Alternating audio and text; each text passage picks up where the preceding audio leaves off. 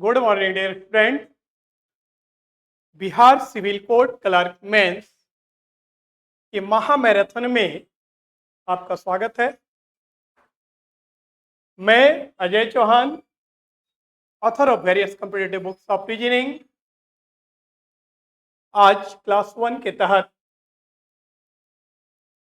Reasoning के प्रश्नों से आपको रूबरू कराने जा रहा हूं। प्रश्नों का संकलन कुछ इस प्रकार से किया गया है कि एक भी प्रश्न एग्जाम्स में आपका छूटेगा नहीं।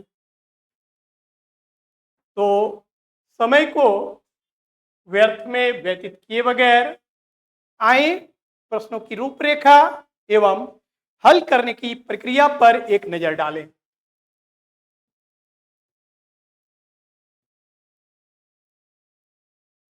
हमारा पहला जो प्रश्न है यह कोडिंग डिकोडिंग पर आधारित है, डिजिटल कोडिंग पर आधारित है।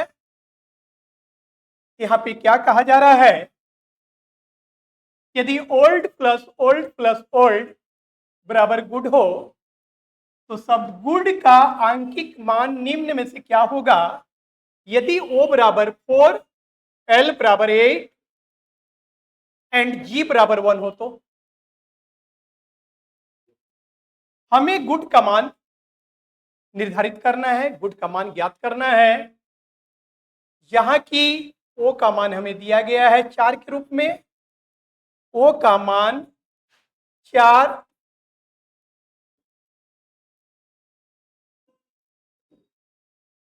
O का मान 4 दिया गया है, L का मान 8 दिया गया है और G का मान 1 दिया गया है। तो यदि देखा जाए कि G का मान 1 होना चाहिए और O एंड O गुड, जहां की O का मान जो है 4 होना चाहिए। आफ्टर ऑल यह तय करना है कि D का मान क्या रखा जाए ताकि गुड का वैल्यूएशन हम निकाल सकें। तो यदि old plus old plus old, old plus old plus old बराबर गुड होता है, तो यदि हम यहाँ पे 4 रख दें, यहाँ पे 4 रख दें, यहाँ पे सॉरी यहाँ पे 4 नहीं रखाएगा, एक मिनट।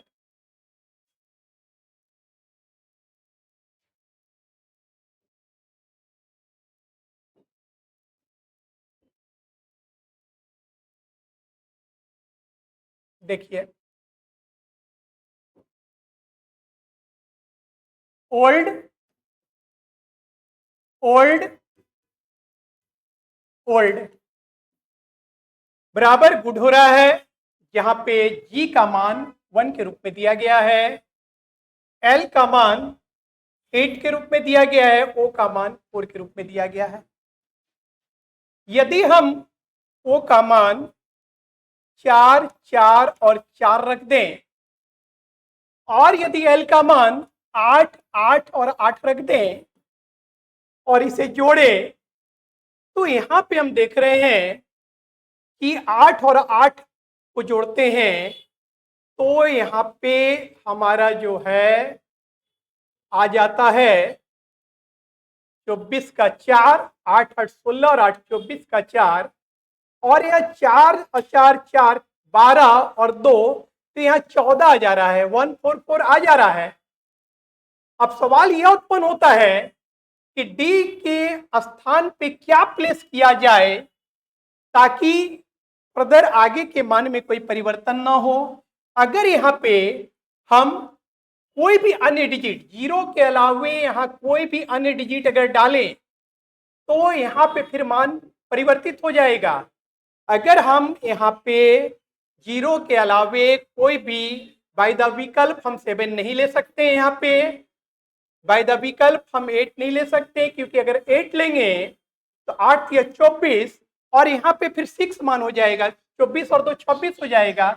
जबकि यहाँ पे आपको बताया गया है कि G का मान 1 होता है, O का मान 4 और L का मान 8 दिया गया है, तो 8 या 24 ये तो सही हो रहा है, और 4 या 12 और 2 14, तो 144 तो आ ही रहा है, लेकिन 144 सारे ऑप्शंस में है। अब ये तय करना है कि लास्ट में क्या दिया जाए।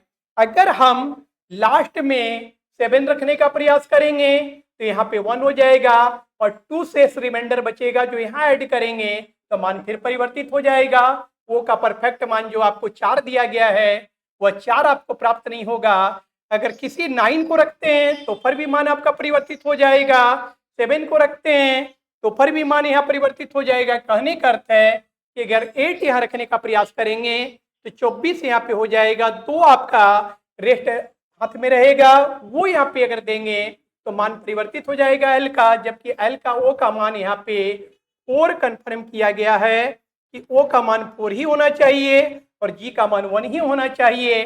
तो ऐसी स्थिति में हमारे सामने एक ही रास्ता बच रहा है कि अगर हम इन मान के स्थान पे 0 पुट कर दें, इन मान के स्थान पे अगर हम 0 पुट कर दें तो फाइनली यहाँ पे 0 हो जाएगा। और फर्दर ये जो 1 4 जो 4 है इसमें किसी भी प्रकार का परिवर्तन नहीं होगा, क्योंकि अगर 0 के स्थान पे किसी भी अन्य डिजिट्स को यहाँ पे डालने का प्रयास करेंगे तो हमारा आगे के जो मान है वो परिवर्तित हो जाएंगे। जबकि यहाँ पे कन्फर्म किया गया है कि जी का मान आपको 1 ही रिप्रेजेंट करना है, ओ का मान 4 4 ही रिप्रेजेंट करना है। तो 1 4 4 तो कोई परिवर्तन किया ही नहीं जा सकता, ये तो आपको लेना ही है। अब ये सोचना था कि यहाँ पे क्या डाले कि ये मान में किसी प्रकार का परिवर्तन नहीं हो। ऐसा तभी संभव है जबकि हम डी के मान के तौर पे अगर 0 को प्लेस करें तो हमारा किसी भी प्रकार का परिवर्तन नहीं होगा। इसलिए कि हमारा ऑप्शन विकल्प ए बिल्कुल सही है, 1440। हम नेक्स्ट प्रश्न पे चल रहे हैं। यह प्रश्न कोडिंग डिकोडिंग पे आधारित है। यहाँ पे कहा जा रहा है यदि किसी सांकेतिक भाषा में आशा को 79 लिखा जा रहा है तो विनय भूषण को उसी भाषा में कैसे लिखा जाएगा। तो हमें ये ज्ञात करना है, हमें ये निर्धारित सबसे पहले करना होगा कि आशा को 79 किस प्रकार से रिप्रेजेंट किया गया है, कैसे रिप्रेजेंट किया गया है। तो अगर हम अल्फाबेटिकल वैल्यू को ऐड करते हैं तो ए का अल्फाबेटिकल वैल्यू 1, एस का 19, एच का 8, ए का 1, तो 19 एक 20 और 9 29, यहाँ पे 79 नहीं क्रिएट हो रहा है। लेकिन अगर हम प्रत्येक लेटर के ये जो आशा है, आशा शब्द के प्रत्येक लेटर के अगर अपोजिट लेटर के अल्फाबेटिकल वैल्यू को ऐड करने का प्रयास करें तो ए का अपोजिट जेड होता है, एस का अपोजिट एच होता है, एच का अपोजिट एस होता है एंड ए का अपोजिट पुनः जेड होता है, जिसका मान 26।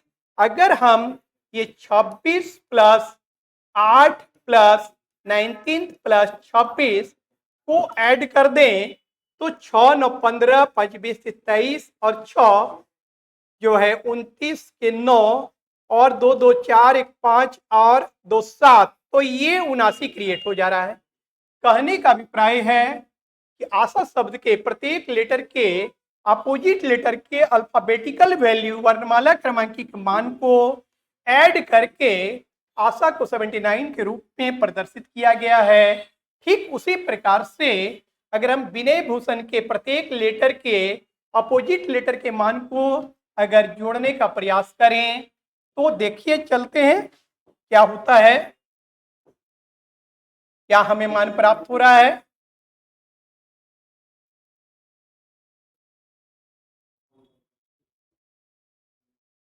तो विनय भूषण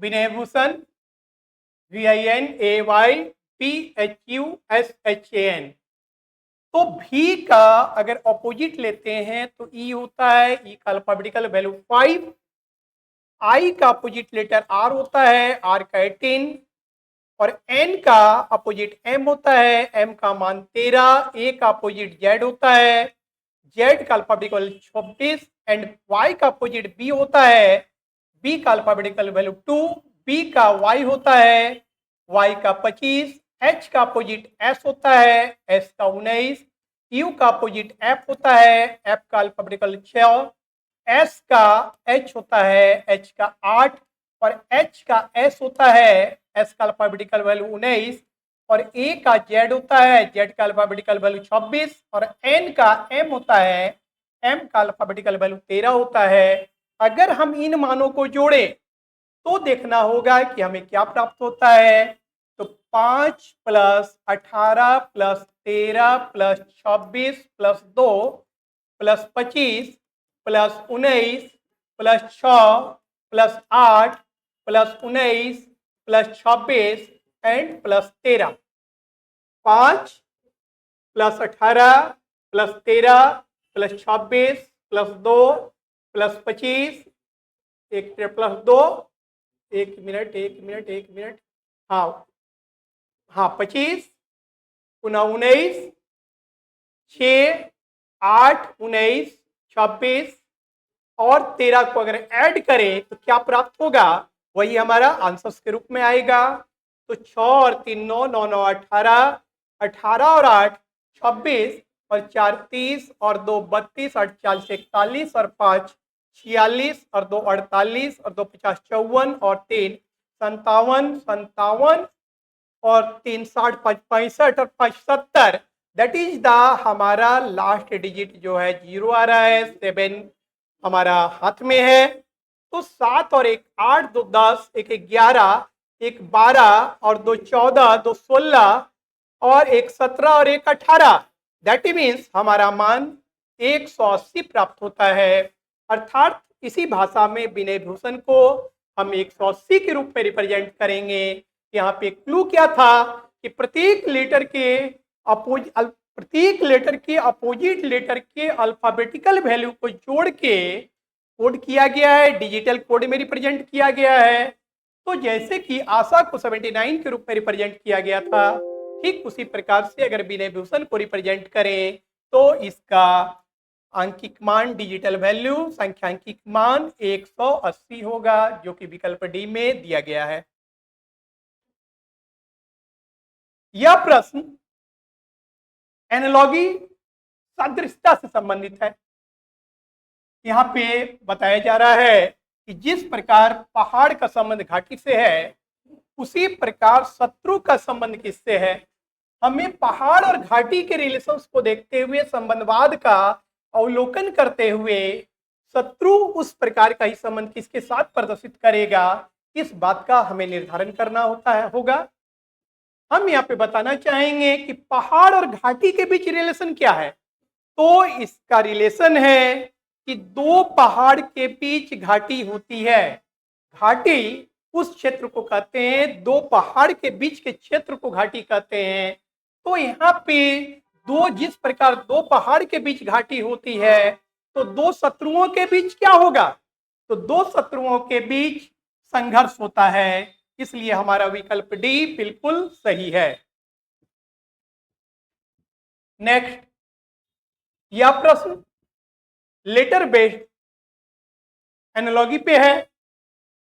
हमें QPRS TUVW QPRS is to TUWB proportional to JIGL कहने का अर्थ है कि QPRS TUWB से जिस प्रकार से संबंधित है, ठीक वैसा ही संबंध JIGL किसके साथ निरूपित करेगा, इस बात को ज्ञात करना है। तो हमें देखें कि आखिर QPRS TUWB से किस प्रकार से संबंधित है। तो यहाँ पे हम बताना चाहेंगे कि अगर Q का अल्फाबेटिकल वैल्यू 17 होता है, अगर हम इसमें 3 एक्सेड करा दें तो हमें T20 प्राप्त हो जाएगा। T का अल्फाबेटिकल वैल्यू 20 होता है, P का मान 16 होता है। अगर इसमें हम 5 इंक्रीज करा दें, 5 ऐड कर दें तो 21 नंबर लेटर हमारा U प्राप्त हो जा रहा है। R का मान 18 होता है। अगर इसमें भी हम 5 ऐड कर दें तो हमारा 23 नंबर लेटर डब्ल्यू प्राप्त हो जाता है। और फिर यदि हम एस में एस का मान 19 होता है और 19th में 3 ऐड कर दें तो हमारा 22nd लेटर भी आ जाएगा। यहाँ क्लू है क्या कि बाईं ओर के अक्षर समूह को +3 +5 +5 +3 के क्रम से बढ़ाते हुए QPRS को TUWV के रूप में रिप्रेजेंट किया गया है। तो ठीक उसी प्रकार से अगर हम JIGL के अक्षरों को भी +3 +5 +5 +3 से इंक्रीज कराएं तो हम यह कह सकते हैं कि 10 और 3 13, जैसा कि ये ऑप्शन में नहीं है तो ये मेरा ऑप्शन कट जाएगा। और अगर हम लास्ट लेटर के कॉम्बिनेशन पे चलते हैं तो 12 3 15 तो ये भी आ रहा है और इसमें नहीं आ रहा है वो, इसलिए ये ऑप्शन कट जाएगा। इससे ये तय हो चुका है कि हमारा ऑप्शन जो है ए या सी में है। हम समय को बचाने के ख्याल से हम आपको बताना चाहेंगे कि अगर ऑप्शन में आपको मौका मिलता है कि आप कम से कम अक्षरों का संबंधवाद का अवलोकन करते हुए रिजल्ट ओरिएंट कर लें, क्योंकि इसमें नन ऑफ दीज नहीं है, इसलिए बाय द कैंसिलेशन हमने बी और डी को कैंसिल कर दिया। और यहाँ पे ये दोनों क्वालिफाई कर रहे हैं क्योंकि J + 3 = 13 और L + 3 = 15, तो M और O दोनों में आ रहे हैं। तो हम देखेंगे डिसिमिलरिटी कहाँ पे है। यहाँ NO है, यहाँ NP है। कहने का अर्थ है कि अगर हम तीसरे अक्षर के रिलेटिविटी को अवलोकन करते हुए रिजल्ट निकालने का प्रयास करेंगे तो एक अक्षर का संबंध निकालना नहीं पड़ेगा, बल्कि हम एक अक्षर के संबंध समय को बचा सकते हैं। तो यहाँ पे तीसरा अक्षर क्या है, ये है, और इसमें हमको +5 बढ़ाना है क्योंकि पहला अक्षर +3 से, दूसरा अक्षर को भी +5 से बढ़ाया गया और तीसरे अक्षर को अगर +5 से बढ़ा दें तो अगर इसको हम +5 से बढ़ा दें तो हमारा रिजल्ट 15 आएगा और 15 नंबर लेटर ओ होता है, जिससे कि हमारा ये ऑप्शन कैंसिल हो जाएगा और इस प्रकार से हमारा विकल्प ए बिल्कुल सही है। Sorry for interruption. एक नोटिफिकेशन आपको जारी किया जा रहा है, Bihar SSC new vacancy BSO and SSO, जिसकी बैच राजधानी कोचिंग में 22 मई से प्रारंभ की जा रही है। ऑनलाइन एंड ऑफलाइन दोनों मोड में बैच प्रोवाइड की जाएगी। ऐसे कैंडिडेट्स जो ऑफलाइन में ज्वाइन करना चाहते हैं वो जल्द से जल्द अपनी सीट सुरक्षित करें, क्योंकि हमारे यहाँ सीट की उपलब्धता सीमित है। इसलिए समय को व्यतीत किए बगैर जल्द से जल्द आकर अपनी सीट को सुरक्षित करें और अपनी सफलता को सुनिश्चित करें। Success is never an incidental incident. It's the award of right decision, right choice, and right time. So if you want to succeed, if you want to success, if you want to achieve your goal, then join with full confidence and take the advantage of our star teacher of this field in Rajdhani Coaching. Thank you. अगले प्रश्न पे चलते हैं। अगला प्रश्न है, निम्नलिखित में से कौन सा एक ऐसा है जो अन्य 3 से भिन्न है। ये ऑड मैन आउट है। यहाँ पे 4 ऑप्शन 4 दिए गए हैं। आपसे कहा जा रहा है कि ये 4 में से 3 किसी प्रकार से समरूप हैं, एक समान है, एक प्रॉपर्टी को शो करते हैं। इनमें से कौन सा एक ऐसा है जो अन्य 3 से भिन्न है, इस बात का आपको निर्धारण करना है। यहाँ पे हम बताना चाहेंगे कि एनालॉजी या क्लासिफिकेशन से रिलेटेड जब हम प्रॉब्लम बनाते हैं तो यहाँ पे इस बात का जरूर ख्याल रखिएगा कि factor of similarity must be same. ऐसा नहीं कि किसी को भी छांट दो, आप जिन 3 को रख रहे हैं उनके बीच क्या संबंध स्थापित हो रहा है, उनके बीच जो कारक है, संबंध का कारक जो है वो बिल्कुल समरूप होना चाहिए। तो यहाँ पे क्या दिया गया है, कब्रगाह दिया गया है, दिशा दिया गया है, चुंबक दिया गया है और कंपास दिया गया है। और यहाँ पे तय करना है कि इनमें से कौन सा एक ऐसा है जो अन्य 3 से भिन्न है। तो जनरली कैंडिडेट्स क्या करेंगे कि कब्रगाह मार दो भाई। नहीं, ऐसा नहीं, जो दिखता है वो होता नहीं, जो होता है वो दिखता नहीं। यहाँ पे बारीकी से ऑब्जर्वेशन करना पड़ता है, माइन्यूटली ऑब्जर्वेशन करना पड़ता है और इसके बाद आपको जवाब देना होगा। तो यहाँ पे हम बताना चाहेंगे कि कब्रगा, चुंबक और कंपास ये सारे के सारे दिशा को डिनोट करते हैं, ये सारे के सारे दिशा को डिनोट करते हैं। इसलिए हमारा इसमें से दिशा अन्य तीन से भिन्न है, क्योंकि चुंबक भी पर्टिकुलरली आपको डायरेक्शंस को रिप्रेजेंट करता है। Compass that means magnetic compass की यहाँ बात की जा रही है, उसके द्वारा भी डायरेक्शन रिप्रेजेंट कराए जाते हैं। और मैं बताना चाहूंगा, आप सोच रहे होंगे कि कब्रगाह से कैसे दिशा रिप्रेजेंट किया जाएगा, तो मैं बताना चाहूंगा कि चाहे वो हिंदू संप्रदाय के हों या मुस्लिम संप्रदाय के हों, जनरली आपको बताना चाहेंगे कि मृत व्यक्ति को जनरली आप देखते होंगे कि उत्तर दक्षिण की ओर ही रखा जाता है। चाहे आपके दाह संस्कार में देखें या कब्रगाह में देखें, जहां पे भी देखें, तो मृत व्यक्ति को उत्तर और दक्षिण की ओर रखते हुए दफनाया जाता है या दाह संस्कार किया जाता है। तो ये भी एक पर्टिकुलर दिशा होता है, कभी भी कब्रगाह पूरब और पश्चिम नहीं होता। जब भी कब्रगाह होगा वह उत्तर दक्षिण में ही होगा। जब भी दाह संस्कार किए जाते हैं तो वहां उत्तर दक्षिण को रखते हुए ही चिता को दाह संस्कार किया जाता है। इसलिए ये तीनों जो हैं वो दिशा को डिनोट करते हैं, इसलिए हमारा आंसर दिशा होगा। हम अगले प्रश्न पे चल रहे हैं। यह प्रश्न ब्लड रिलेशन पे आधारित है। एक व्यक्ति की ओर इंगित करते हुए एक पुरुष ने एक औरत से कहा, इसकी मां तुम्हारे पिताजी की इकलौती पुत्री है, बताएं कि उस व्यक्ति से वह औरत कैसे संबंधित है। बहुत सारे लोग बोलते हैं कि आप अपने स्तर पे सोचिए, तो ऐसी स्थिति में आप एक लाइन सोचिएगा, दूसरा रिलेशन भूल जाइएगा। स्टेटमेंटल ब्लड रिलेशन को बनाने का सबसे बेस्ट तरीका है कि आपको diagrammatic representation of the chain of relation पे अगर कमांड हो जाए तो क्रिस्टल क्लियर आपके सामने आंसर्स प्रदर्शित हो जाएंगे। तो देखिए कैसे डायग्रामेटिक रिप्रेजेंट हम करते हैं। एक व्यक्ति की ओर इशारा करते हुए, यहाँ पे मान लीजिए कोई पर्सन है, एक व्यक्ति की ओर इशारा करते हुए, इंगित करते हुए एक पुरुष, कौन इंगित कर रहा है? इंगित करने वाला जो है वो पुरुष है, एक पुरुष इंगित कर रहा है।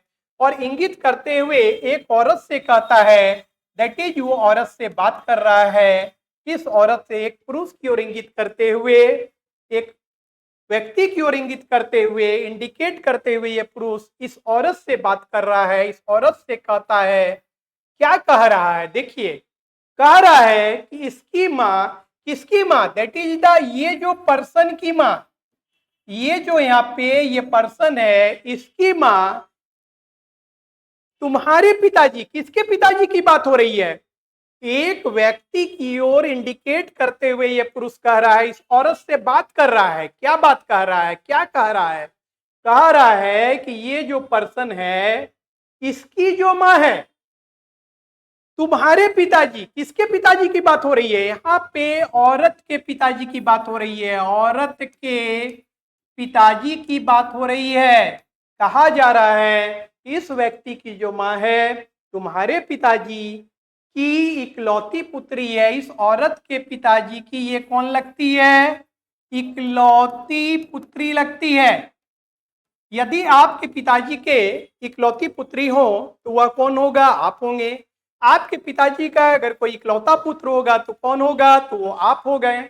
उसी प्रकार से इस औरत के पिताजी की जो इकलौती पुत्री है, अर्थात यही औरत यहाँ पे है, यही औरत स्वयं यहाँ पे है, यही औरत यहाँ पे है, क्योंकि इसकी कौन लगती है? माँ। क्योंकि इस पर्सन की जो माँ है, इस औरत के पिताजी की इकलौती पुत्री, तो औरत के पिताजी की इकलौती पुत्री बराबर स्वयं औरत बराबर इस पर्सन की माँ। अर्थात वह उस व्यक्ति से, वह बताएं कि उस व्यक्ति से वह औरत कैसे संबंधित है। तो यहाँ पे क्लियर प्रदर्शित हो रहा है कि यह औरत इस व्यक्ति की कौन है? तो इस व्यक्ति की ये माँ है। तो हमारा विकल्प डी बिल्कुल सही है। यह जो प्रश्न है ये वेन डायग्राम पे आधारित है।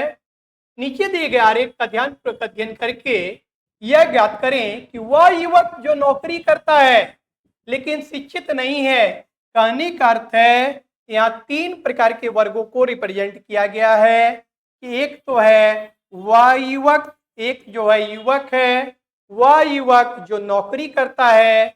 यहाँ पे एक नौकरी करने वाले हैं और लेकिन वह एक शिक्षित नहीं है, और यहाँ पे अशिक्षित है। कहने का अर्थ है कि अशिक्षित है, अशिक्षित है, शिक्षित नहीं है, दैट इज द अशिक्षित है।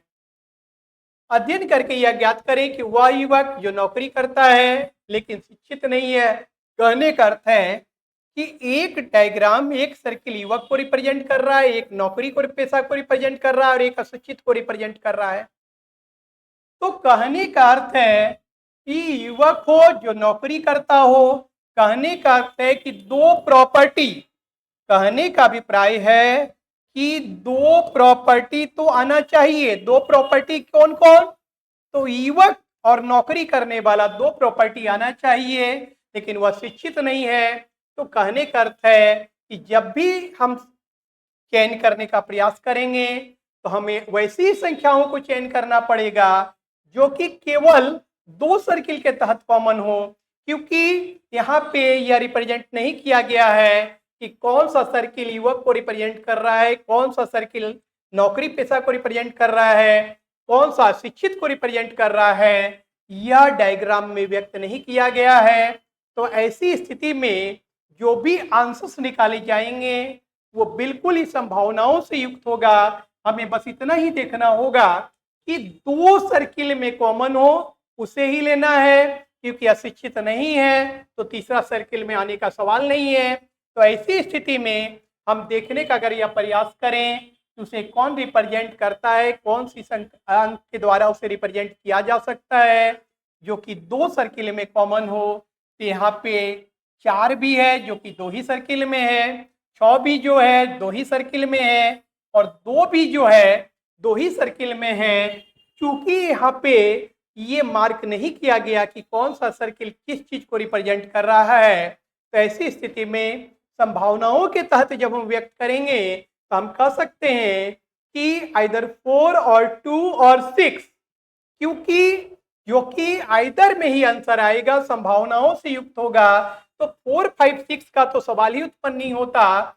एंड 4 या 6 आप कहते हैं तो इसके साथ भी हम सहमत नहीं हो सकते, क्योंकि 2 भी है, हम नहीं बता सकते कि कौन सा डायग्राम क्या रिप्रेजेंट कर रहा है। तो ऐसी स्थिति में 6, 4, 7 को तो ले ही नहीं सकते। आफ्टर ऑल इस स्थिति में हमारा आंसर इनमें से कोई नहीं होगा।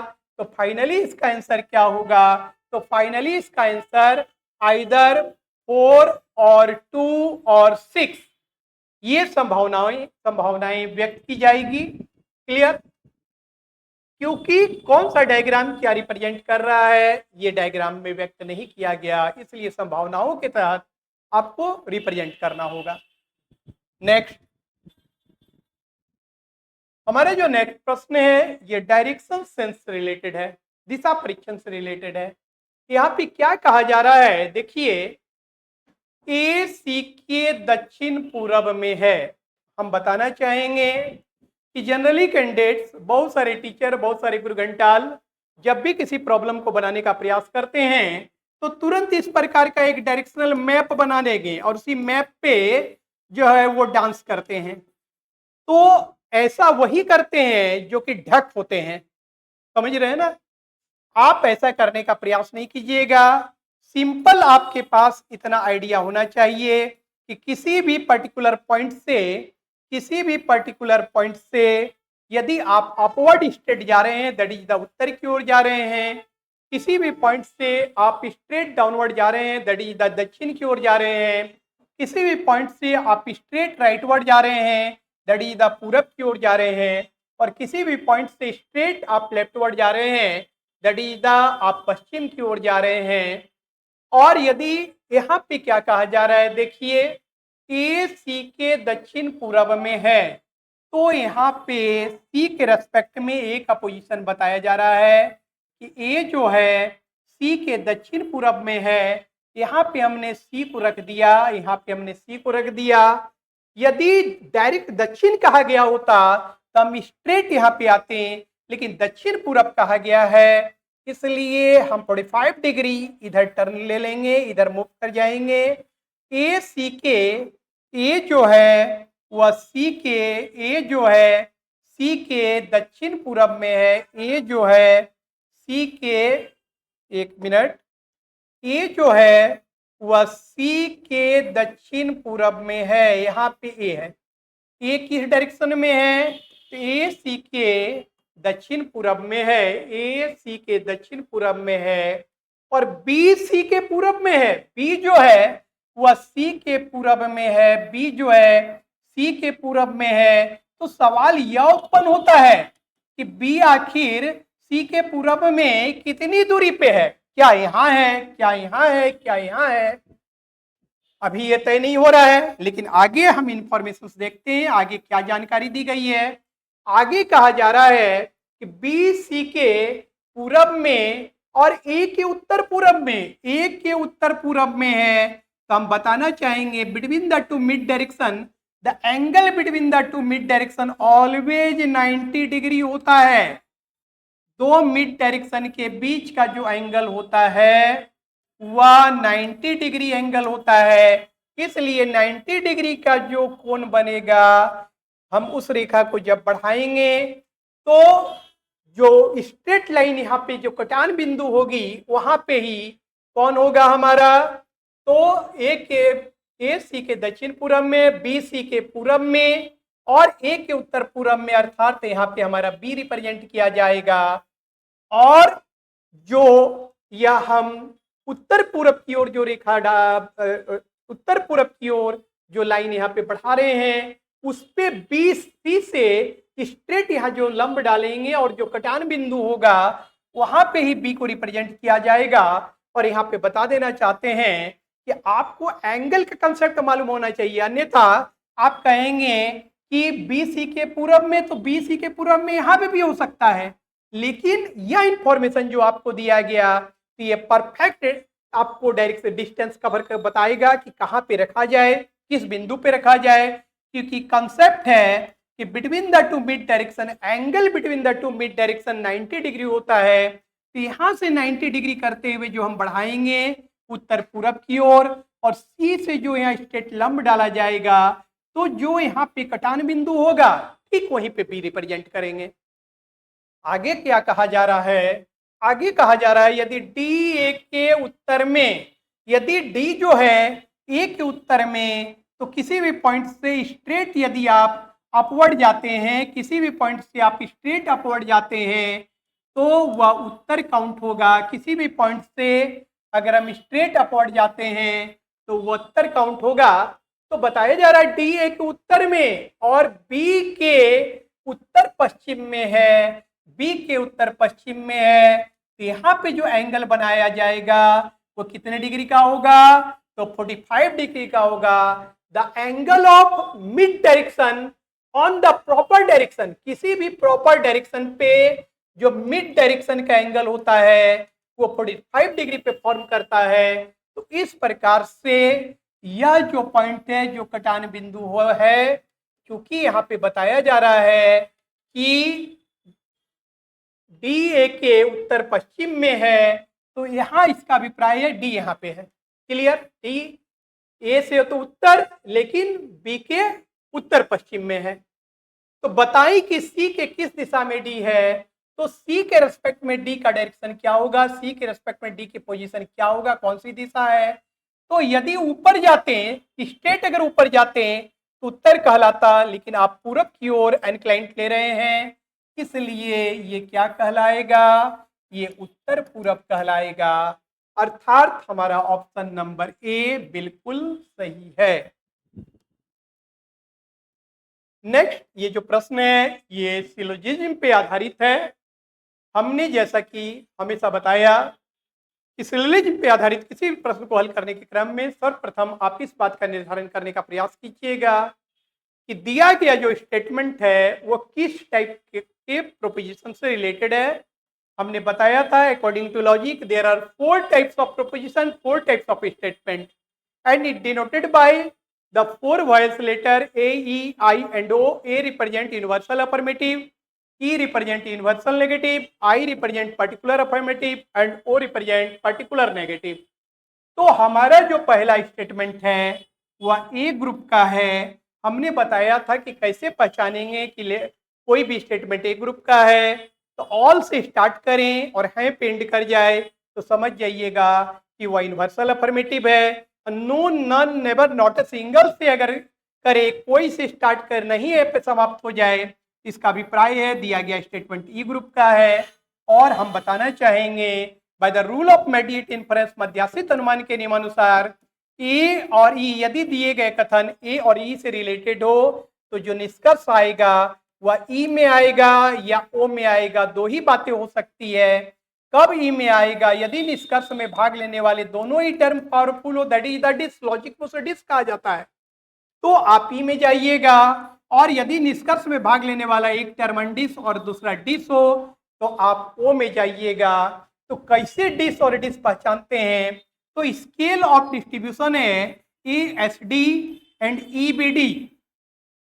यह व्यक्त करता है कि यदि ए तर्क वाक्य है तो ए तर्क वाक्य अपने सब्जेक्ट को पावर देता है, अर्थात यहाँ पे ये पावरफुल होगा, ये डिस होगा और ये अनडिस हो जाएगा। और ई तर्क वाक्य का दोनों ही term be for both, subject और प्रेडिकेट दोनों डिस होता है, तो ये भी पावरफुल है, ये भी पावरफुल है।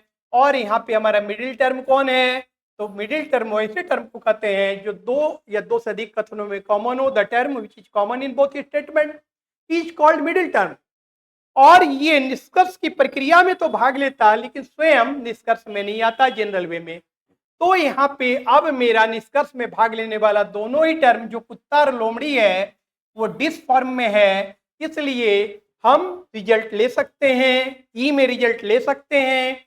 कोई कुत्ते लोमड़ी नहीं है या कोई लोमड़ी कुत्ते नहीं है, जो भी लिखा होता वो सही होता, अर्थात हमारा सेकेंड निष्कर्ष जो है वह बिल्कुल सही है।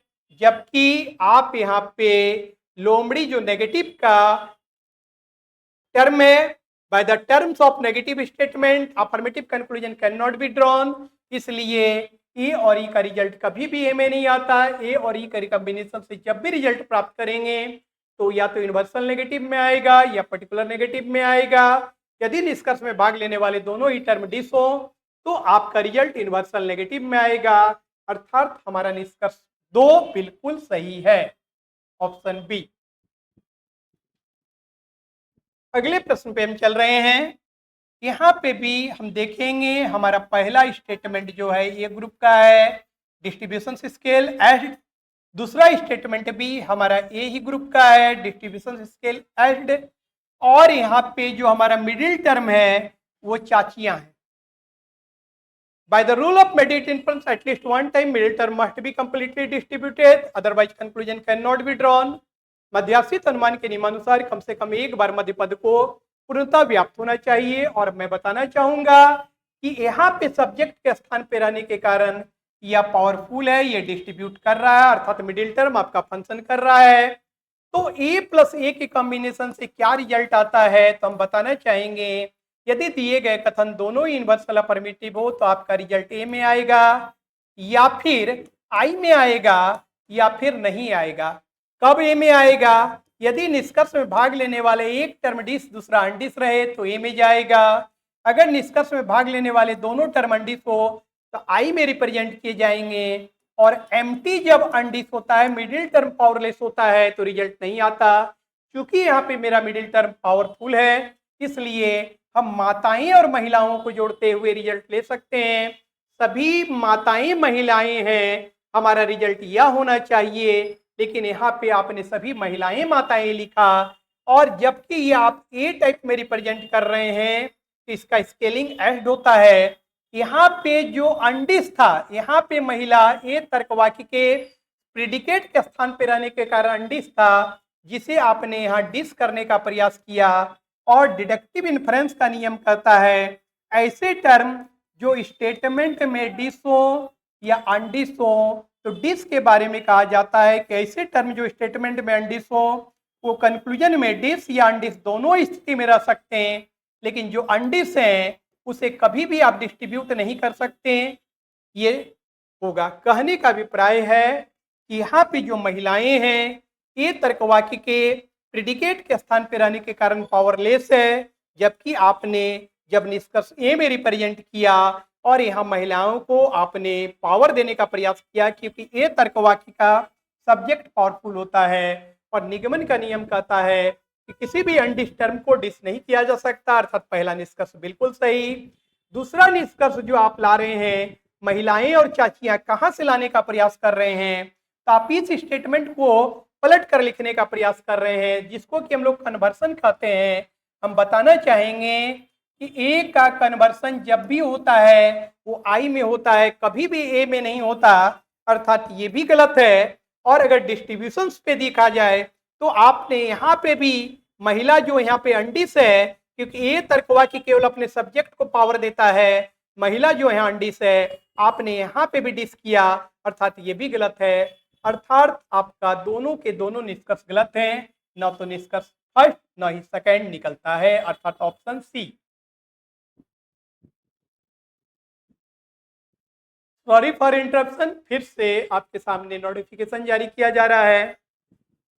Bihar SSC new vacancy PSO and SSO, जिसकी 22 मई से राजधानी कोचिंग में बैच प्रारंभ की जा रही है। ऑनलाइन एंड ऑफलाइन दोनों मोड में बैच प्रोवाइड किए जाएंगे। वैसे कैंडिडेट्स जो ऑफलाइन बैच ज्वाइन करना चाहते हैं वो जल्द से जल्द नामांकन कराएं। नामांकन की प्रक्रिया जारी है। हमारे यहाँ सीट की उपलब्धता सीमित है, अर्थात first come and first reserve your seat. सफलता महज संयोग नहीं होता, बल्कि ये आपके द्वारा सही समय पे लिए गए सही निर्णय का परिणाम होता है। तो यदि आप सफलता के शिखर पर अपने को देखना चाहते हैं तो पूर्ण विश्वास के साथ राजधानी कोचिंग को आज ही ज्वाइन करें और हमारे एक्सपर्ट्स का मार्गदर्शन हासिल करें। Thank you. नेक्स्ट, यह जो प्रश्न है यह कोडिंग डिकोडिंग से रिलेटेड है।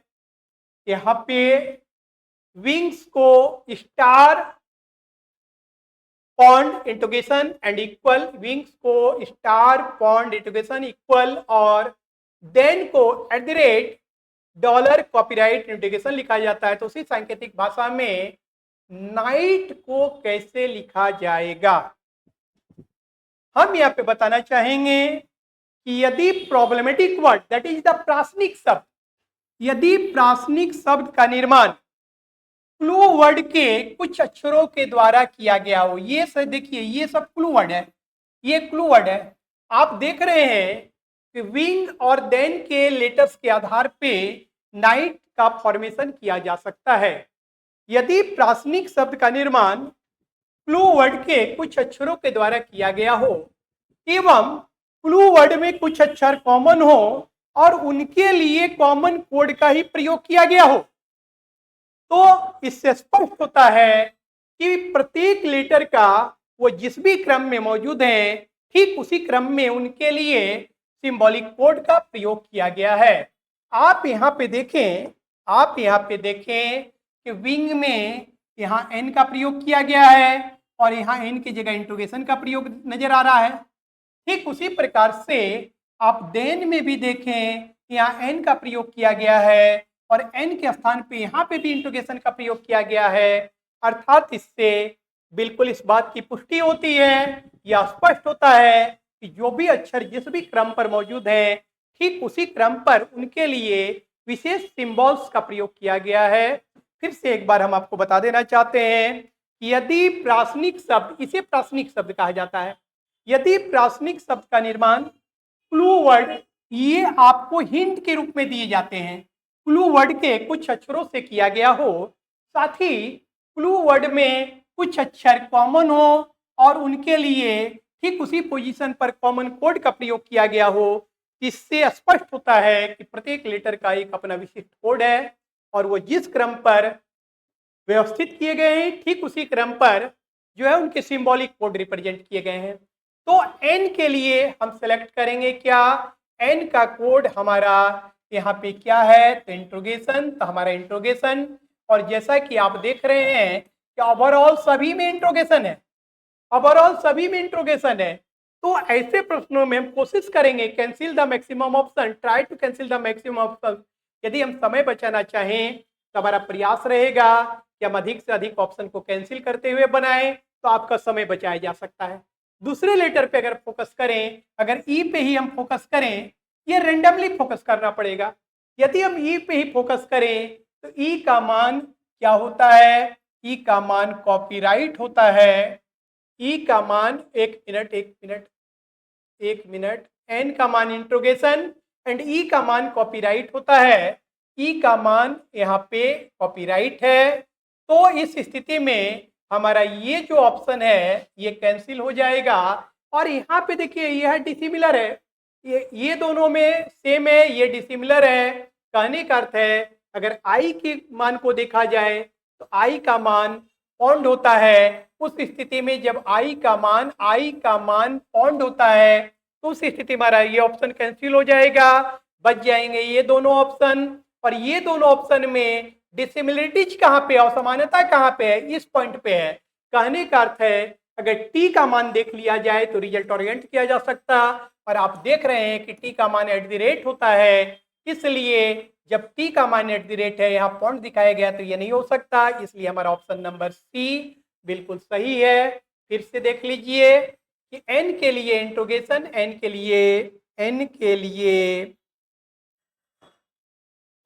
लिए इंट्रोगेशन, आई के लिए पॉन्ड हो गया, टी के लिए @ हो गया, और ई के लिए कॉपीराइट, अर्थात विकल्प सी बिल्कुल सही है।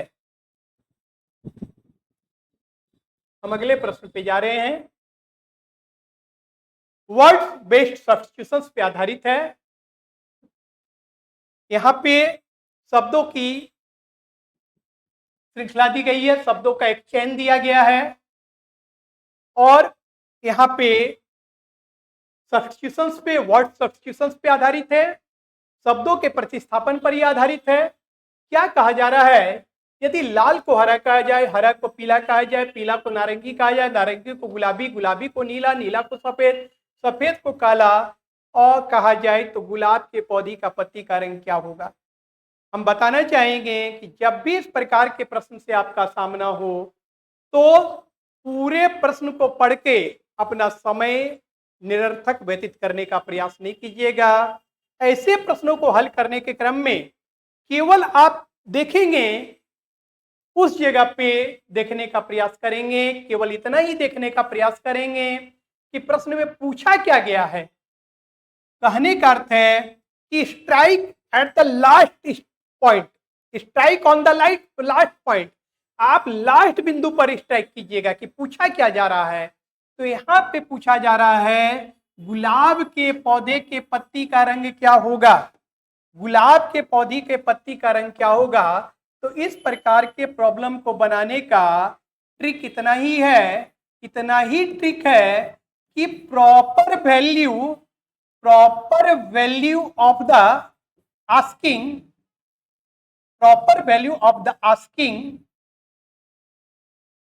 इज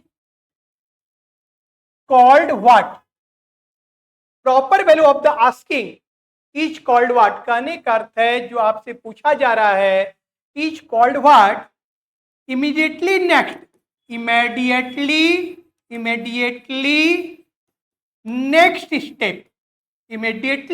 स्टेप, आगे नहीं बढ़ना है। आपको सिर्फ यह देखना है कि यहाँ पे पूछा जा रहा है कि गुलाब के पौधे के पत्ती का रंग क्या होगा। तो बेसिकली वास्तविकता के आधार पे अगर विचार किया जाए, प्रॉपरली विचार किया जाए, अगर प्रॉपर वे पे विचार किया जाए तो आप क्या कहेंगे कि गुलाब के पौधे के पत्ती का रंग क्या होता है? तो गुलाब के पौधे के पत्ती का रंग ग्रीन होता है। वास्तव में गुलाब के पौधे के पत्ती का रंग तो ग्रीन होता है। बस आपको यह देखना है कि ग्रीन को क्या कहा गया, जस्ट ठीक उसके बगल में, ठीक अगले स्टेप में ग्रीन को क्या कहा गया, उतना ही आप देख लीजिएगा, आपका आंसर निकल जाएगा। तो लाल को हरा कहा जाए और हरा को क्या कहा गया, तो हरा को पीला कहा जा रहा है। बस इतना ही देखना, आगे नहीं बढ़ना है कि पीला को नारंगी या नारंगी कुछ भी। Proper value of the asking is called what? Immediately next step, ठीक जस्ट बगल वाले स्टेप में, ठीक अगले चरण में क्या कहा गया है, वास्तविक मान को क्या कहा गया है? तो सबसे पहले जो आस्किंग है उसका आप वास्तविक मान निकालिएगा कि गुलाब के पौधे का पत्ती का रंग प्रॉपरली क्या होता है, प्रॉपर वे में क्या होता है, तो आप जान गए कि ग्रीन होता है। और ग्रीन को ठीक जस्ट अगले स्टेप में क्या कहा गया उसका निर्धारण कर दीजिएगा, आपका रिजल्ट आ जाएगा। आप यहाँ देख रहे हैं कि ग्रीन को क्या कहा जा रहा है, तो पीला कहा जा रहा है। अर्थात हमारा आंसर क्या होगा कि पौधे के पत्ती का रंग इस भाषा के अनुसार क्या हो जाएगा, तो पीला। क्लियर? फिर से ये बता देना चाहते हैं कि इस प्रकार के प्रश्न जब भी आपका सामना हो तो पूरे प्रश्न को पढ़कर निरर्थक अपना समय को व्यतीत करने का प्रयास नहीं करेंगे, केवल अंत में देखिएगा कि क्या पूछा जा रहा है और जो पूछा जा रहा है उसका वास्तविक मान निकाल लीजिएगा और उसका जो भी वास्तविक मान होगा उसको दिए गए इंफॉर्मेशन में ठीक अगले स्टेप में क्या कहा जा रहा है, अगले चरण में क्या कहा जा रहा है उसको निकाल दीजिएगा। जैसा कि हमने बताया कि गुलाब के पौधे के पत्ती का रंग प्रॉपरली ग्रीन होता है, हम बस इतना देखना है कि ग्रीन को क्या कहा गया है, तो ग्रीन को पीला कहा गया, इसलिए हमारा आंसर पीला होगा। विकल्प ए बिल्कुल सही है। नेक्स्ट, ये नंबर बेस्ड एनालॉजी से रिलेटेड है। 17:136 प्रोपोर्शनल टू 18 वाट, इस बात का आपको निर्धारण करना है। कहने का अभिप्राय है कि 17 और 136 के संबंधवाद का अवलोकन करते हुए ठीक वैसा ही संबंध 18 किस दिए गए विकल्प में प्रयुक्त संख्या से करता है, इस बात का हमें निर्धारण करना है। तो चले हम देखते हैं कि 17 और 136 में क्या रिलेशन है। तो 17 को अगर हम कर दें 17 इंटू 17 गुने 1 + 7, कहने का अभिप्राय है 17 गुने 8। कहने का अर्थ है जो संख्या दी गई है उस संख्या के अंकों को जोड़कर दिए गए संख्या से गुना अगर कर दिया जाए तो 17 8 36 136 आ जा रहा है। यहाँ पे क्लू क्या प्राप्त हो रहा है? क्लू हमारा यही प्राप्त हो रहा है कि दिए गए संख्या को अगर दिए गए संख्या को संख्या में प्रयुक्त अंकों के योग से अगर गुना कर दिया जाए तो हमारा दाईं ओर की संख्या प्राप्त हो जा रही है। तो 17 और 17 का 1 और 7 8 और 17 को 8 से अगर गुना कर दिया गया तो 136 प्राप्त हो गया। ठीक उसी प्रकार से अगर 18 गुने 1 + 8 कर दें, 18 को अगर 18 में प्रयुक्त संख्याओं के अंकों के योग से गुना कर दिया जाए तो क्या हो जाएगा? 18 आपका 162, 18 नम तो 9 के 9 और 116 162, आपका रिजल्ट 162 होगा। 162। क्लियर? कहने का अभिप्राय है दिए गए संख्या को संख्या में प्रयुक्त अंकों के योग से गुना कर दिया गया है, यही क्लू है। नेक्स्ट, जिस प्रकार से इन्फ्लुएंजा का संबंध वायरस से है, इन्फ्लुएंजा वायरस जनित रोग है, उसी प्रकार टाइफाइड किससे रिलेटेड है? तो हम बताना चाहेंगे कि टाइफाइड बैक्टीरिया जनित रोग है। के भाई एक्स का ये ब्लड रिलेशन से रिलेटेड प्रॉब्लम है। आपको कहा जा रहा है कि के जो है एक्स का भाई है। किसके बारे में बात की जा रही है? के बारे में, इसलिए डिनोटेशन के की ओर किया गया। के एक्स का कौन है? तो के एक्स का भाई है, प्लस है। लेकिन अभी ये क्लियर नहीं हो रहा है के भाई है एक्स का, अभी ये क्लियर नहीं हो रहा है कि एक्स मेल है या फीमेल है। यहाँ plus for male, minus for female. अगर प्लस अंडर सर्किल करेंगे तो सोचिएगा मैरिड मेल है, माइनस अंडर सर्किल कर देंगे तो समझिएगा मैरिड फीमेल है। आगे क्या कहा जा रहा है? कहा जा रहा है कि जेड जो है पुत्र है एक्स का, और जेड जो है जेड वो एक्स का पुत्र है। एक्स का कौन है? तो ये सन है। अभी ये क्लियर नहीं पता चल रहा है कि एक्स जो है अभी भी जेड की माँ है या पिताजी हैं, ये क्लियर नहीं हो रहा है। जेड पुत्र है एक्स का, पी जो के की पुत्री है और पी के बारे में बताया जा रहा है कि पी जो है के की डॉटर है। पी जो है के की डॉटर है, इसका अर्थ है ये मैरिड ही होगा तभी इसकी डॉटर होगी।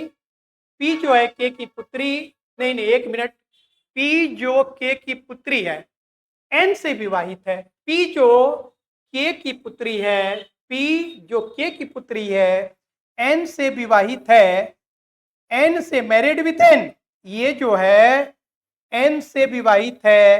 कहने का अर्थ है कि हम कह सकते हैं कि एन जो है पी का हस्बैंड है। पी जो के की पुत्री है, पी जो के की पुत्री है एन से विवाहित है। जी और एक्स परस्पर बहन है। अब क्लियर किया जा रहा है कि जी और एक्स जो है वो परस्पर बहन है। चूंकि इसकी ये पुत्री है इसलिए ये मैरिड ही होगी। जी और एक्स परस्पर बहन है।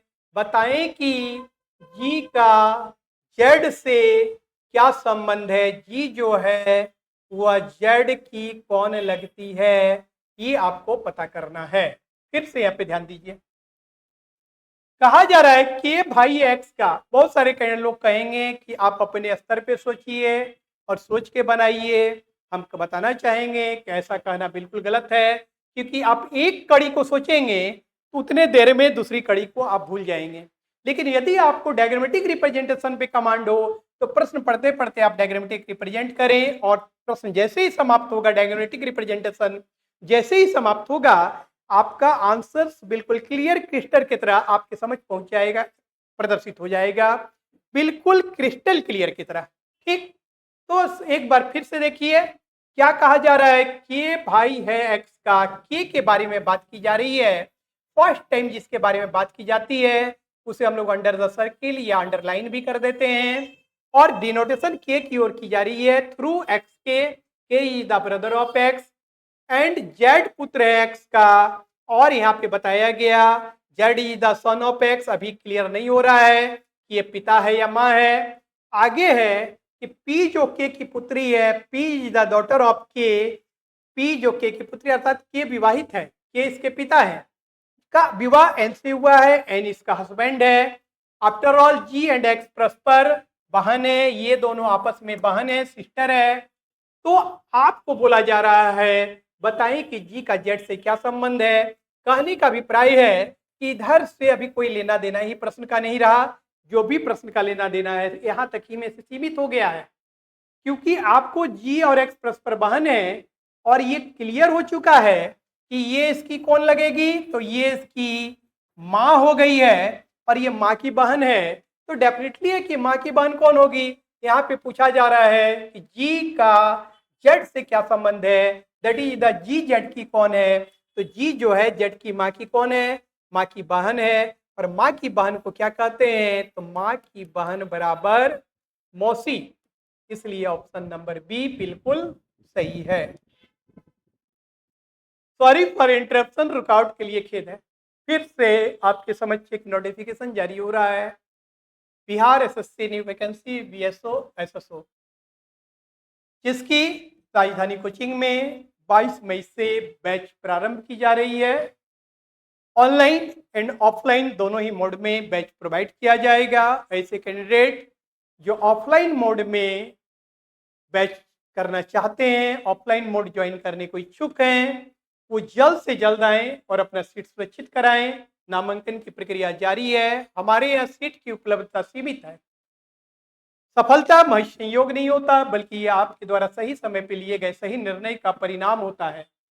इसलिए यदि आप अपनी सफलता सुनिश्चित करना चाहते हैं तो पूर्ण विश्वास के साथ आज ही राजधानी कोचिंग ज्वाइन करें एवं इस फील्ड के जाने माने एक्सपर्ट्स का मार्गदर्शन हासिल करते हुए अपनी सफलता को सुनिश्चित करें। Thank you. यह जो प्रश्न है, यह प्रश्न भी वेन डायग्राम पे आधारित है। यहाँ पे आपको बताया जा रहा है कि नीचे दिए गए आरेख में 500 प्रत्याशी, 500 कैंडिडेट जिनका अंग्रेजी, हिंदी और गणित में टेस्ट हुआ है, अंग्रेजी, हिंदी और गणित में टेस्ट हुआ है, तथा विविध परीक्षणों में कितने प्रत्याशी अनुत्तीर्ण दैट इज द फेल हुए हैं, इन्हें इस डायग्राम के द्वारा दर्शाया गया है। आरेख को ध्यानपूर्वक अध्ययन करके आपको यह ज्ञात करना है कि कम से कम 2 विषयों में अनुत्तीर्ण प्रत्याशियों का प्रतिशत क्या है, कम से कम 2 सब्जेक्ट में कितने कैंडिडेट जो फेल किए हैं उनका परसेंटेज क्या है, उसका प्रतिशत क्या है, ये आपको ज्ञात करना है। यहाँ पे हम बताना चाहेंगे कि कम से कम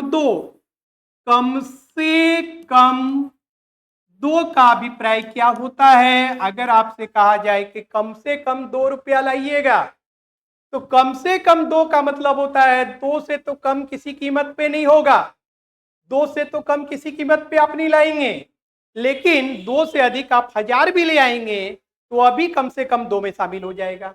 तो कम से कम 2 का मतलब होता है कि 2 एंड मोर, 2 और 2 से अधिक दोनों इसमें शामिल हो जाएगा। कम से कम 2 का मतलब होता है 2 और 2 से अधिक।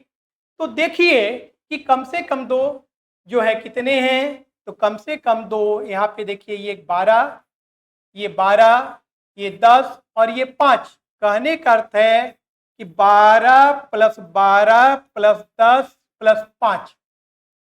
कम से कम 2 का अभिप्राय क्या होता है, कम से कम 2 का अभिप्राय 2 और 2 से अधिक होता है। कम से कम 2 तो 2 तो हो लेंगे ही, और 2 से जो अधिक हैं वो भी ले लिए जाएंगे। तो 12 2 में है, 12 2 में है, 10 2 में है और ये 5 तीनों में है। तो 12 12 24 10 34 5 39। कहने का अर्थ है कि 39 कैंडिडेट हैं। तो हमें ये देखना होगा कि नीचे दिए गए आरेख में 500 प्रत्याशियों का परीक्षण किया गया, हिंदी परीक्षण हुआ है तथा विविध परीक्षाओं में कितने % अनुत्तीर्ण हुए हैं, इन्हें दर्शाया गया। आरेख को ध्यानपूर्वक अध्ययन करके आपको यह ज्ञात करना है कि कम से कम 2 विषयों में अनुत्तीर्ण प्रत्याशियों का प्रतिशत क्या है। दैट इज द, हम कम से कम 2 विषयों में अनुत्तीर्ण कितना प्राप्त हो रहा है, 39, और total number of candidate participant कितने हैं, 500। तो हमें देखना है 39 500 का कितना % है, ये हम निकाल देंगे।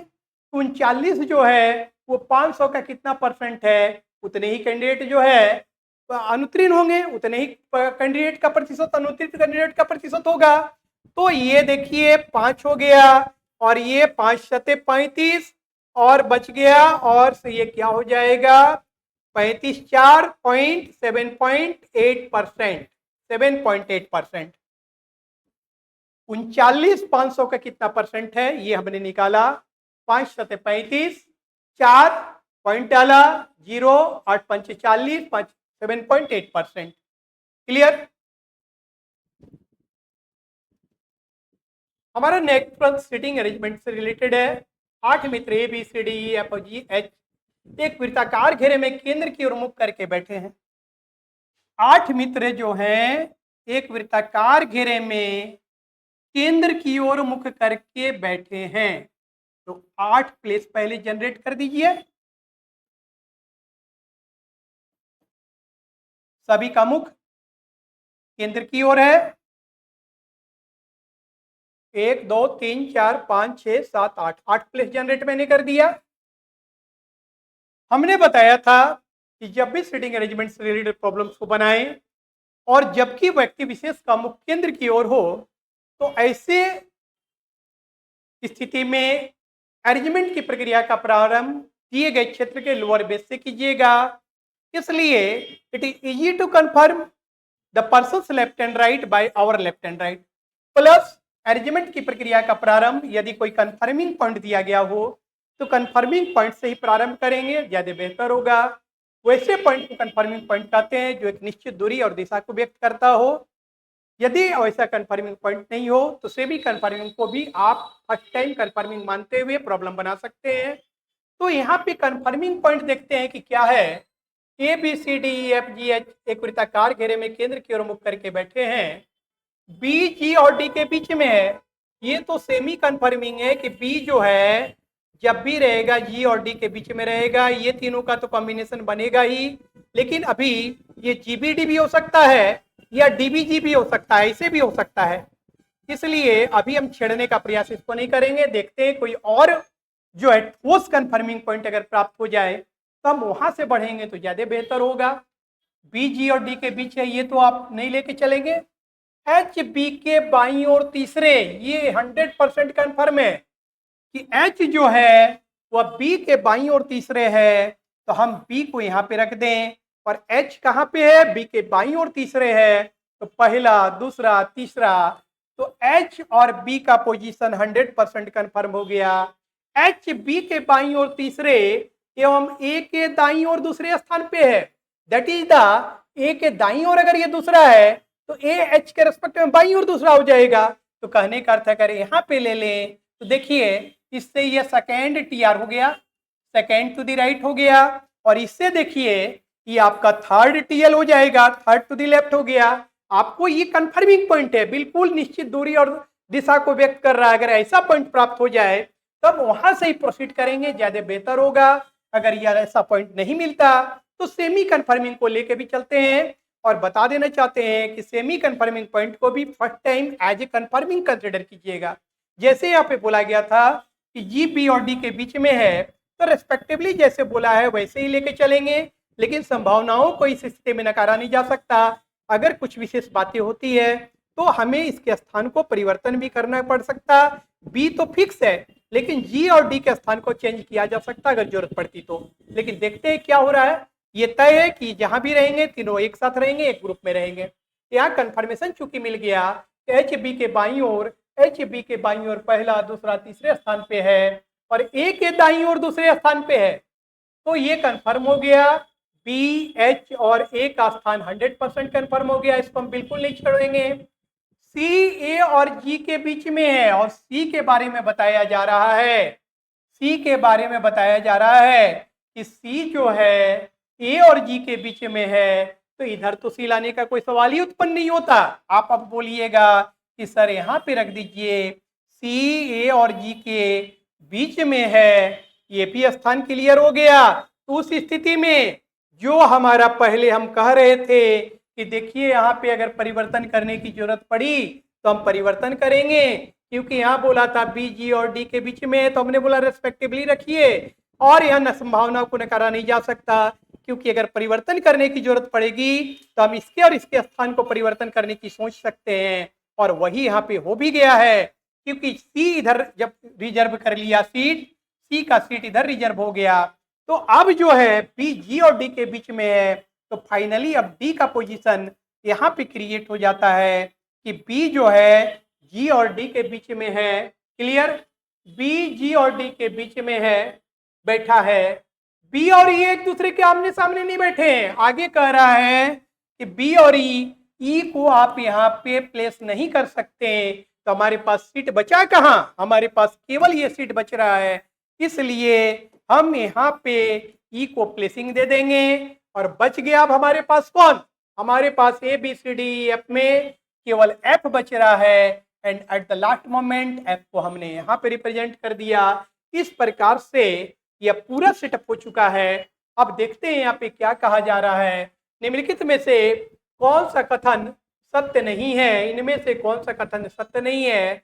बोला जा रहा है डी और ए एक दूसरे के आमने सामने बैठे हैं, ये बात तो भाई सत्य है। डी और ए एक दूसरे के आमने सामने बैठे, ये तो सत्य है। यहाँ बोल रहा है असत्य इसमें कौन है, ये बताइए। सी डी के दाईं ओर तीसरा है, सी डी के दाईं ओर तीसरा, पहला, दूसरा, तीसरा, ये बात भी भाई सत्य है। सी डी के दाईं ओर तीसरा ही है, हमें रॉन्ग ऑप्शन खोजना है। बोल रहा है कौन सा कथन असत्य है, ये बताना है।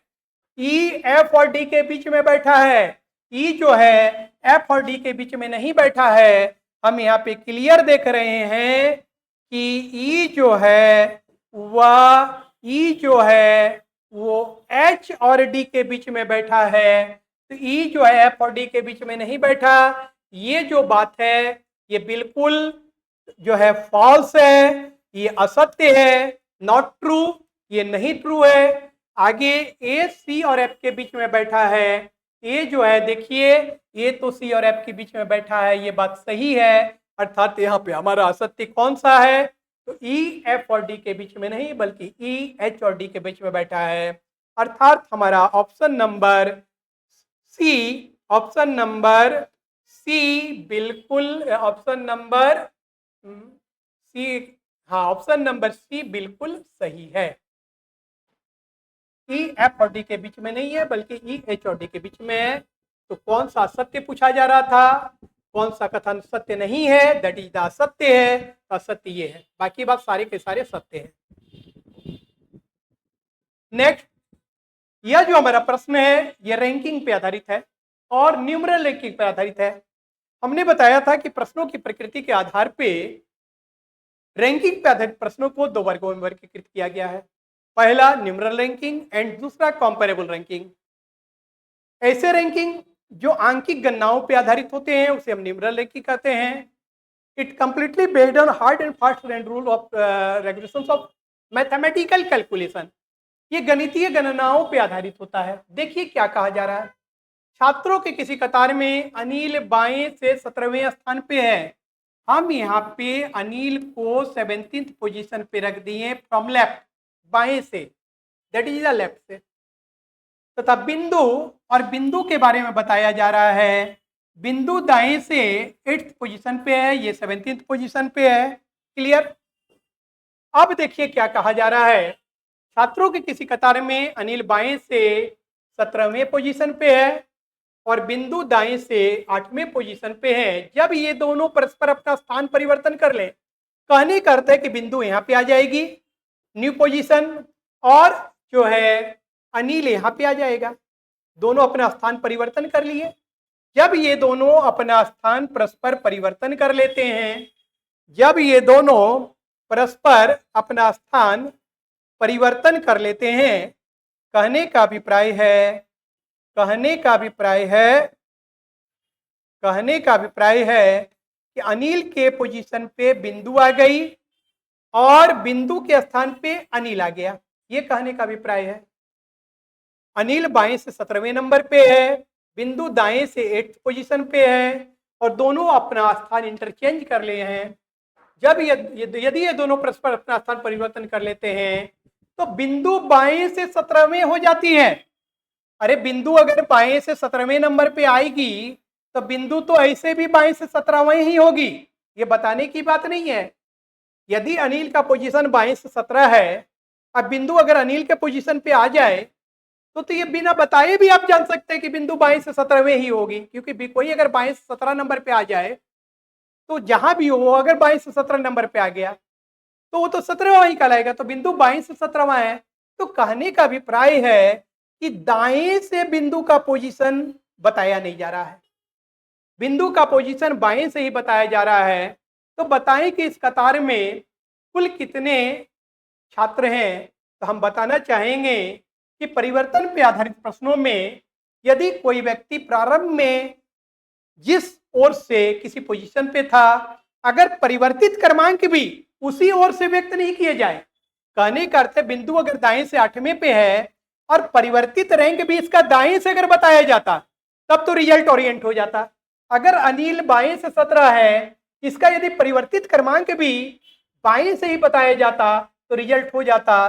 कहने का अर्थ है कि यहां से लेके यहां तक का डिफरेंसेस, यहां से लेके यहां तक का डिस्टेंस कवरेज, ये क्या हो रहा है ये तो ज्ञात ही नहीं है।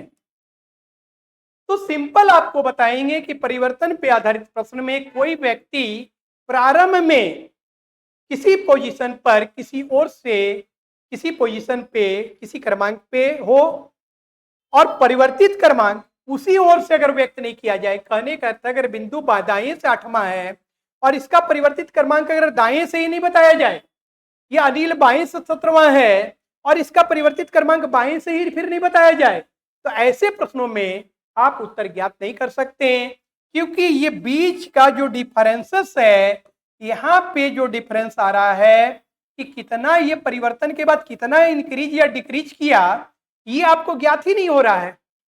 तो कोई भी व्यक्ति प्रारंभ में किसी ओर से जिस पोजीशन पे हो, यदि परिवर्तन के बाद भी उसी ओर से उसका क्रमांक नहीं बताया जाए तो कुल व्यक्तियों की संख्या ज्ञात नहीं की जा सकती, इसमें ज्ञात नहीं किया जा सकता।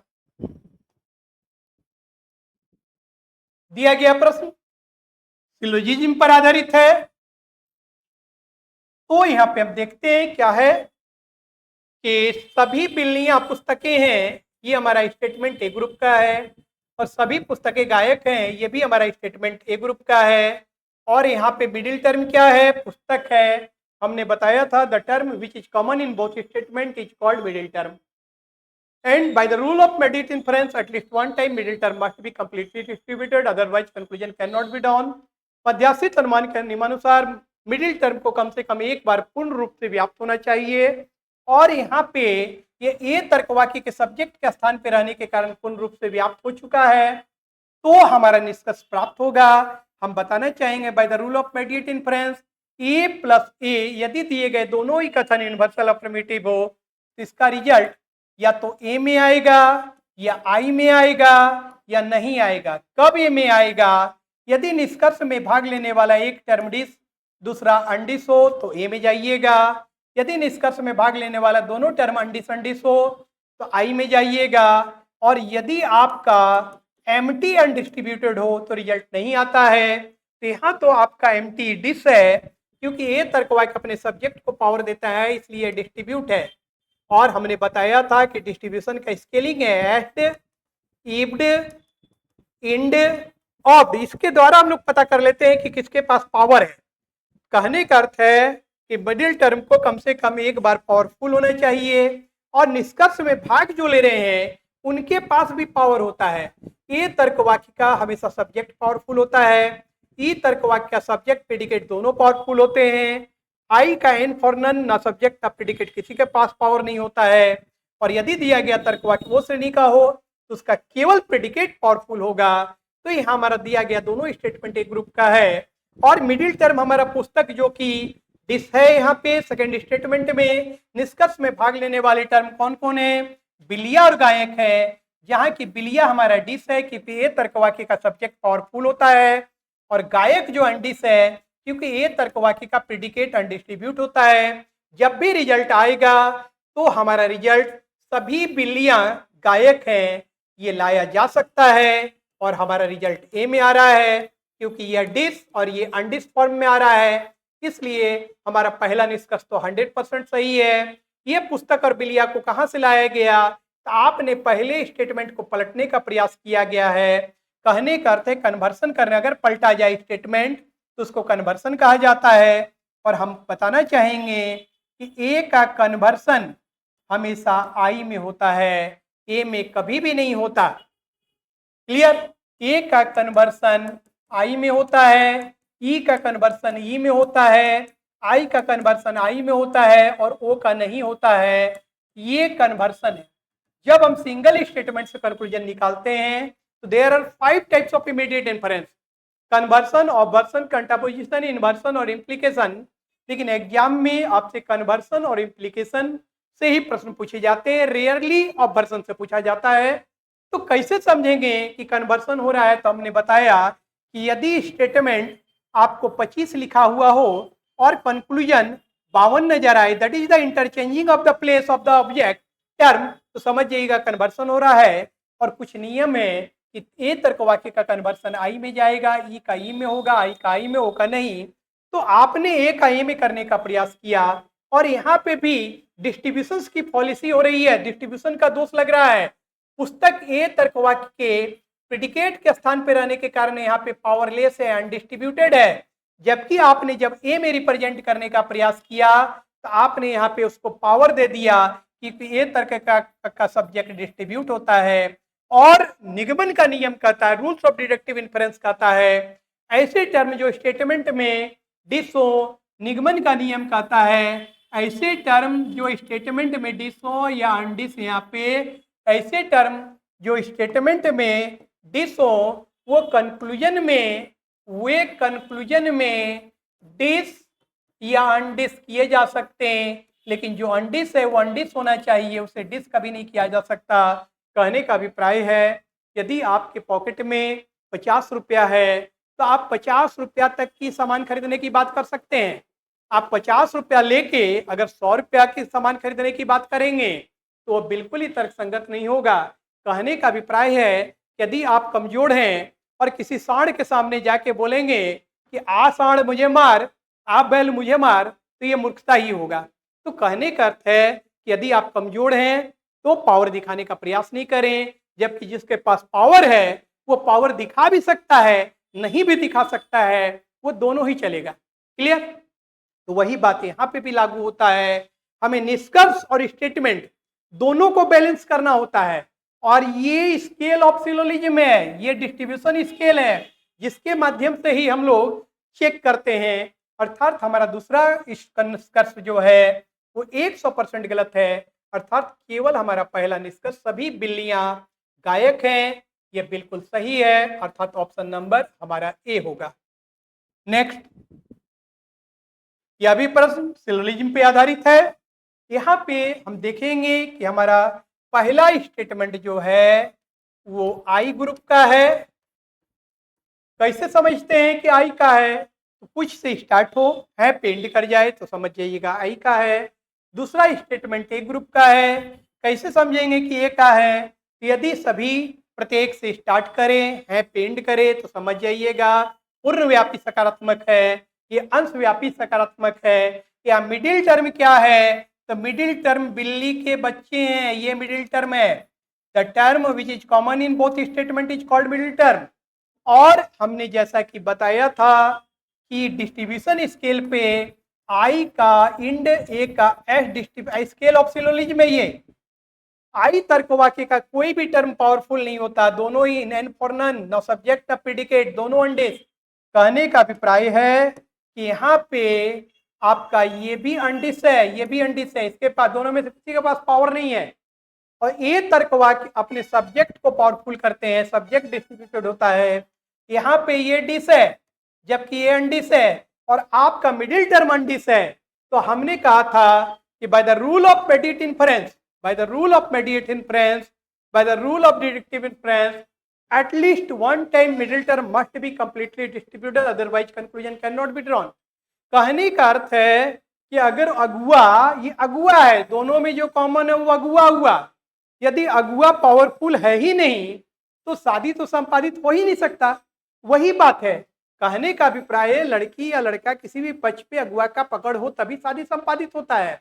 तो कहने का अर्थ है ये जो बिल्ली के बच्चे यहाँ पे मेडिएटर का फंक्शन कर रहा है, मिडिल टर्म का फंक्शन कर रहा है, ये दोनों ही स्टेटमेंट में अंटिस है। इसलिए जनरल वे पे bye the rule of mediate inference बिल्ली और बकरी को जोड़ते हुए कोई भी निष्कर्ष किसी भी कीमत पे निकाला नहीं जा सकता। आंख बंद करके काट दीजिएगा कि बिल्ली और बकरिया को जोड़ते हुए निष्कर्ष नहीं निकाला जा सकता। तो ये फंडा है, और आपने देखा कि फंडा में विद इन सेकेंड कैसे आंसर निकाला जाता है, जबकि अंडा वाले लोगों की ये कैपेसिटी नहीं होती है इस प्रकार से वो निकाले। क्लियर? इसलिए अंडा से बनाने का प्रयास नहीं कीजिएगा, फंडा से बनाने का प्रयास करें।